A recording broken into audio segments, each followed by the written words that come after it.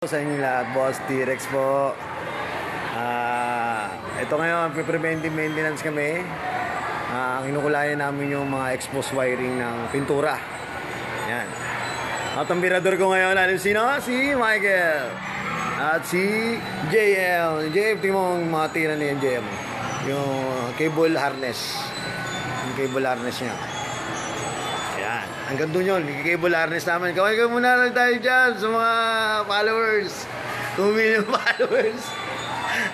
2 million followers. May sahod na ako nun. Thank you. God bless you.